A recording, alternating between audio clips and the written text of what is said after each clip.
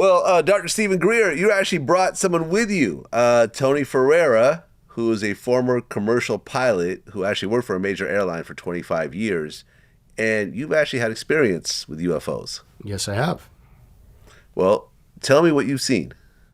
Well, I've seen many while flying, but probably some of the more interesting ones, I'll say,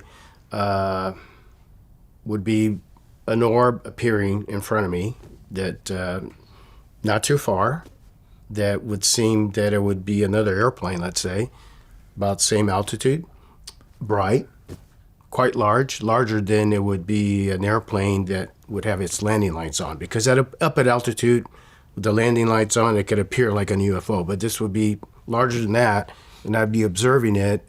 This particular one, looked at the co-pilot, and he's seen the same thing.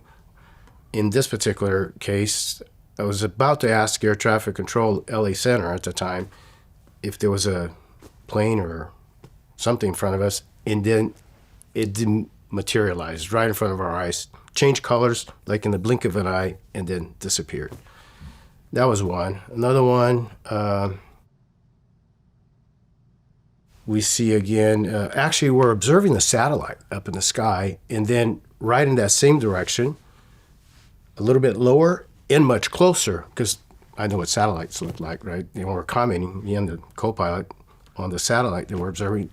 This light appears in front of us, and I've seen many, like I said, over the years, because I'm looking. People have asked me, Tony, why is it that you see so many? I said, well, for one, you got to be looking, and I'm constantly looking, because I've had an interest in this most of my life. So anyways, this light, just another light appeared right in front of us, in the same direction that the satellite was at, but much closer and near. And I said to my co-pilot, this was the first time we'd seen something like that. I said, keep your eye on it. And I'd say maybe 3 seconds goes by, and then it dimmed and then shot to the left. Right. Just like in a blink of an eye. Right. Well, do commercial planes, do they have some sort of video recording equipment that happens, or no, that's not a thing? No. So you'd have to pull out your cell phone and actually record it. Yeah. Now, we talked about how you were a pilot for 25 years. I mean, yeah, 20 years ago, phones didn't really have cameras. I get it. This, in the last 5 to 10 years, video cameras improved on iPhones and so forth. So correct. Did you ever have a good quality cell phone with you where you actually pulled out your phone and recorded it? During the day. At night, no.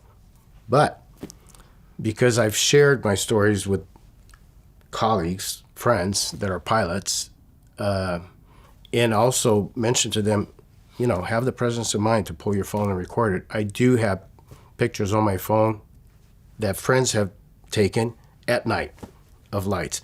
And recently, there's been a lot of reports of it. I mean, we're hearing it all over from different sources of pilots actually recording these. But at night, you wouldn't be able to tell the difference from the picture that I took from the stars out there. And sometimes the flash on the will be on the phone. It just lights up the cockpit. Excuse me, but I have a very clear one of an orb on my way over to over the Pacific from the mainland to Hawaii that I recorded. I mean, based on your relationship with Stephen Greer and all the information that he shared over the years, do you think these are extraterrestrial machines, or are they man-made, human-made machines that are made to look like something extraterrestrial? That's a very good question. Both. And I can tell you, this might be interesting, yes, but plays into the C5, work that we've been doing. There have been times that I'll be in the cockpit, looking at the sky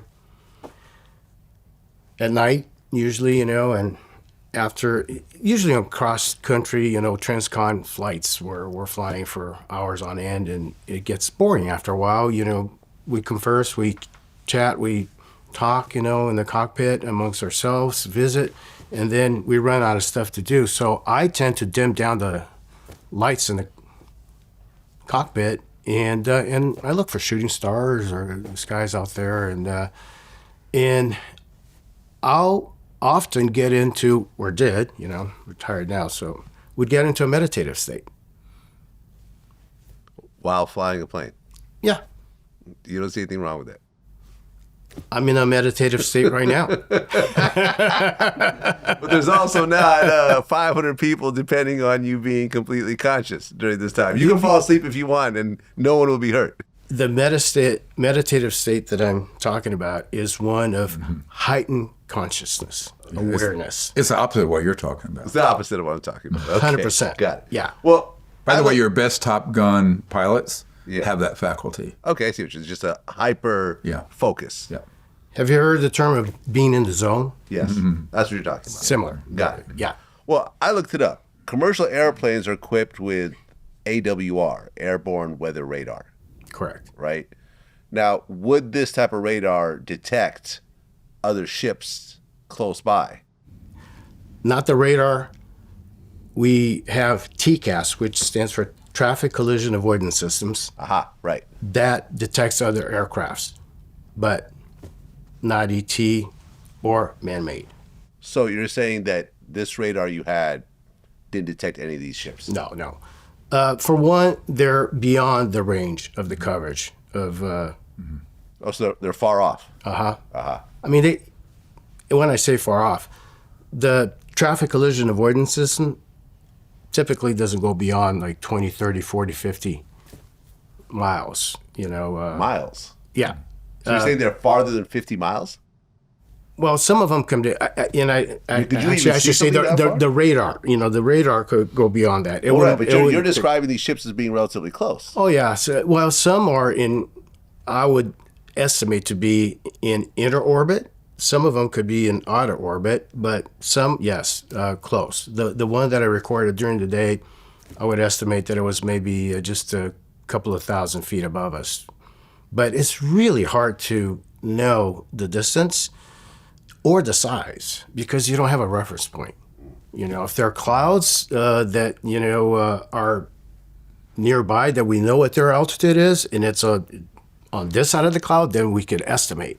But other than that, it's just like really hard to know. You're just guessing at that point.